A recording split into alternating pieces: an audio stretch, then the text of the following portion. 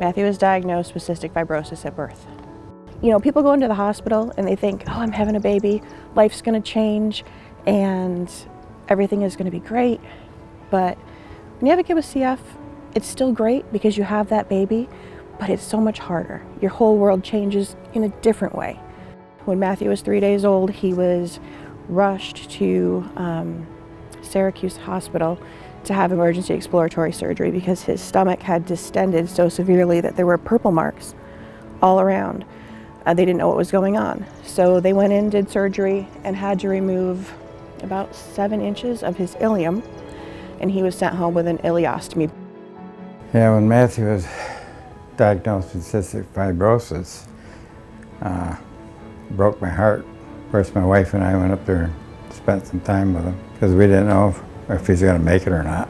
Then when we came down here to Florida, my wife passed away. Him and I seemed to even get closer.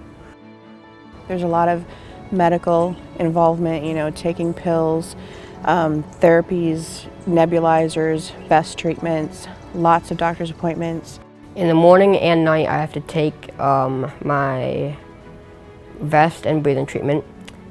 In the night, I also have to take a whole bunch of pills. Every time I eat meals, snacks, anything, I have to take a lot of pills also. And it's not really nice because if I forget about those, I get very sick, and it's kind of hard for me to remember them. Matthew and I are pretty close right now. He calls me his dad.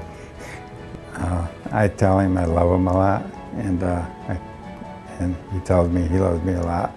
And we do a lot. We do everything together. We go on bike rides together, you know, working in here together.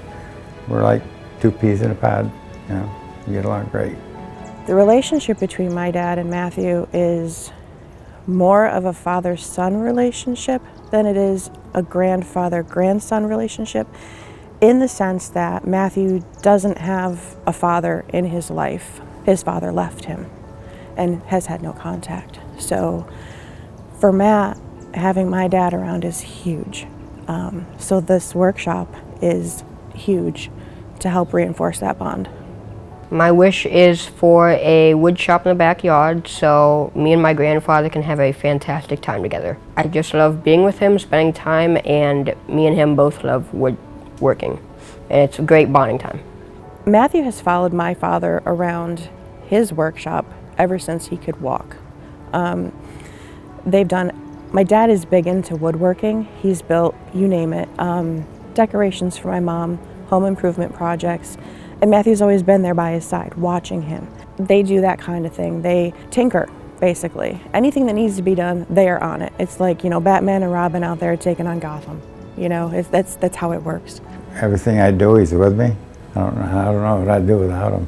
You know, he's a really good kid. Being diagnosed with a life-threatening medical condition and then being the recipient of a wish through Make-A-Wish, it's incredible. You know, it's really a bright spot in a really dark time. His dream came true today, and he'll love it for the rest of his life. I'm feeling very happy. I love my shed. It is beautiful, amazing, and I'm just blown away. It's amazing. Make-A-Wish is very important. Make wishes for children like Matthew because it gives them something to look forward to. It makes them happy. It gives them one wish in life that maybe we couldn't have given them. Life is hard for everybody, okay? Life is harder when you have a life-threatening diagnosis. People take things for granted, you know, like going to the movies on a Saturday. And not everybody can do that. You know, we can't afford it because our money's going to life-saving medication or treatments or doctor's visits. So if you have a little extra to spare, you know, put it to a good place. You know, give it to Make-A-Wish. Make some child smile on a day that they might not be able to.